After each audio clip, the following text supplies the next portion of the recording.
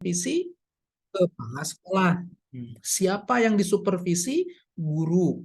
Setiap guru wajib disupervisi oleh kepala sekolah.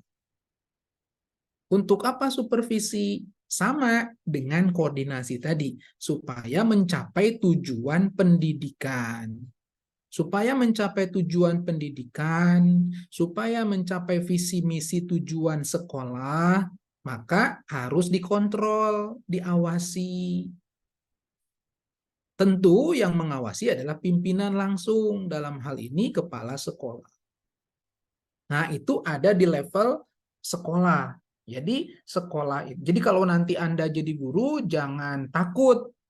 Justru malah guru harus dikontrol oleh kepala sekolah melalui supervisi tadi. Biasanya kepala sekolah sudah punya lembar supervisi. Ya, di dalam lembar supervisi itu yang wajib ada adalah siapa yang mensupervisi, siapa yang disupervisi, apa yang disupervisi. Jadi who itu artinya siapa, siapa yang mensupervisi. Who lagi siapa yang disupervisi. Kemudian what, apa yang disupervisi. Kemudian when, kapan disupervisi. Jadi supervisi itu terjadwal. Kapan jadwalnya? Sangat tergantung kepada kebutuhan.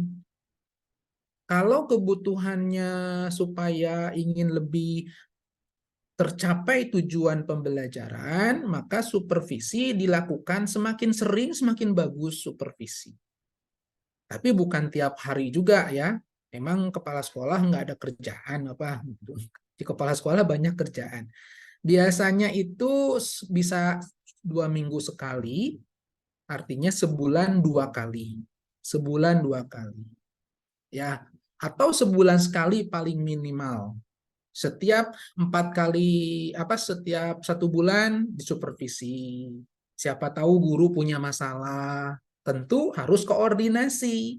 Nah, ini kaitan antara koordinasi dengan supervisi. Si guru wajib koordinasi dengan kepala sekolah untuk menyatakan bahwa Pak Kepala Sekolah, Ibu Kepala Sekolah, saya punya masalah di kelas, begini, begini, begini. Nah, tentu harus dikonsultasikan. Jadi koordinasi bisa berfungsi untuk konsultasi. Konsultasi antara si guru dengan kepala sekolah. Tentu kepala sekolah wajib memberikan tadi pembinaan. Oh, Bu Guru, kalau Bu Guru punya masalah seperti ini, jalan keluarnya seperti ini. Nah, jadi kepala sekolah yang benar itu mengarahkan gurunya melalui proses supervisi.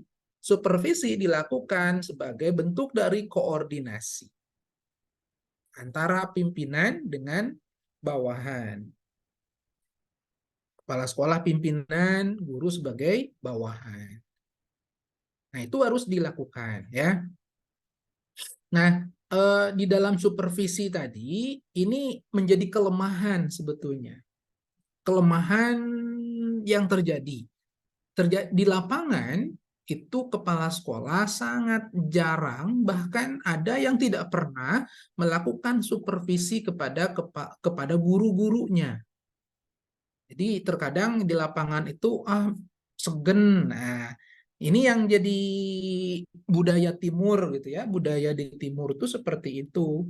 Segen mengawasi guru, segen menilai guru, apalagi kepala sekolahnya masih muda gitu. Contoh gitu ya, gurunya sudah senior.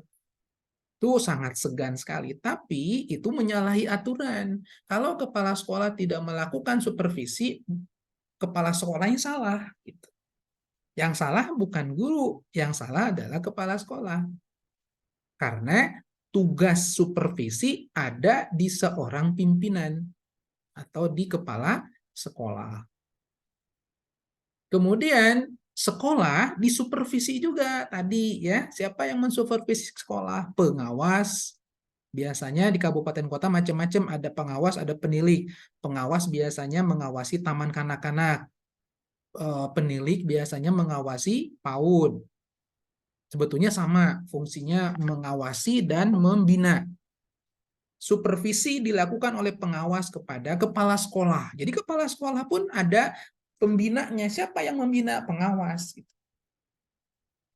Karena tadi, kalau si kepala sekolah tidak dibina oleh pengawas atau oleh penilik, tentu dia akan berjalan tanpa arah. Yang mengarahkan sekolah supaya berada di dalam track yang benar, mencapai tujuan visi misi dan tujuan sekolah, atau mencapai tujuan pendidikan secara nasional adalah pengawas, adalah penilik. Sehingga begitupun kalau kepala sekolah punya masalah, konsultasi dong sama pengawas, konsultasi dong dengan penilik gitu. Itu idealnya seperti itu. Tapi lagi-lagi yang terjadi di lapangan, pengawas penilik tidak melakukan pembinaan. Ini Anda harus tahu ya. Pengawas penilik itu tidak melakukan pembinaan. Kenapa? Terkadang pengawas dan penilik di kabupaten kota, khususnya untuk PAUD, pengawas peniliknya tidak berpendidikan, berlatar belakang pendidikan PG PAUD.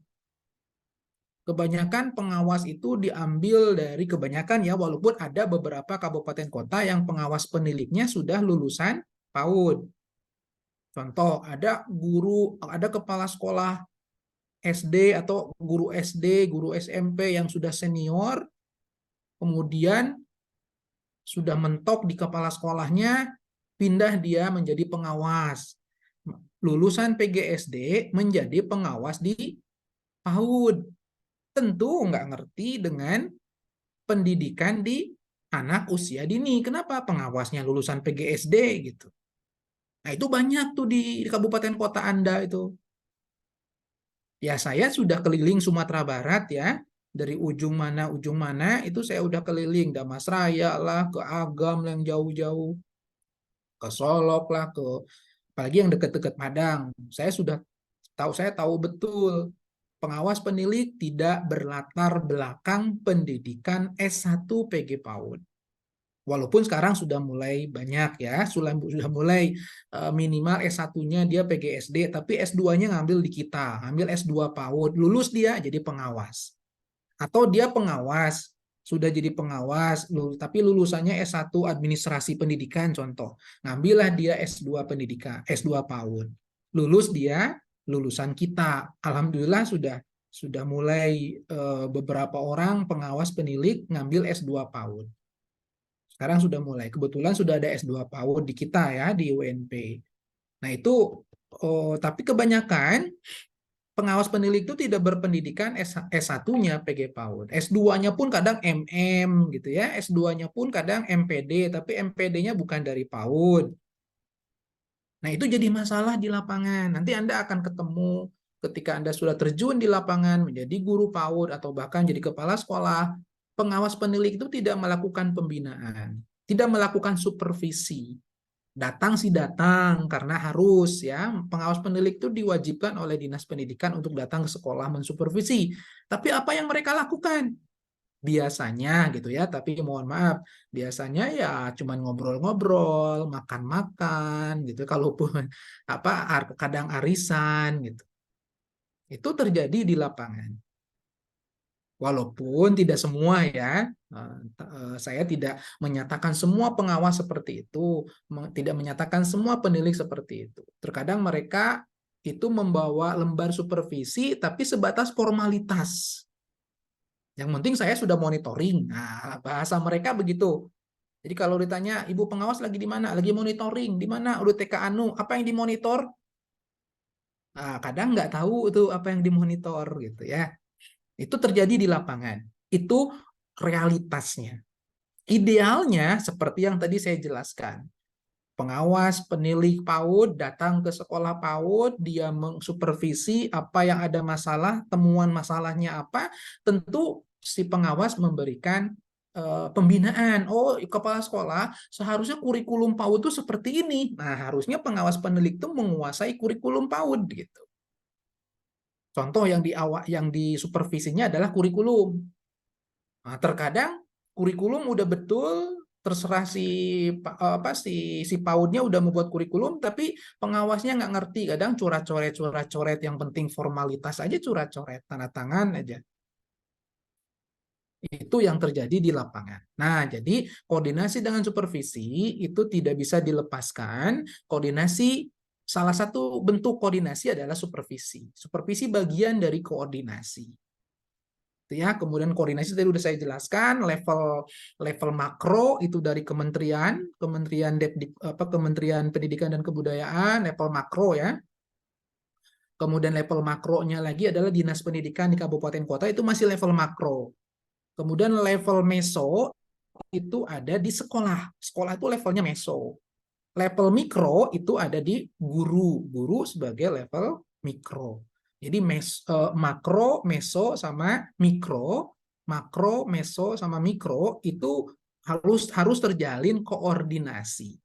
Di dalam koordinasi, makro mensupervisi mikro, mikro mensupervisi meso mensupervisi mikro. Ya. Jadi itu yang kaitan antara supervisi dan koordinasi. Tadi saya sudah jelaskan idealnya seperti apa, dan saya juga jelaskan juga seperti apa realita di lapangan.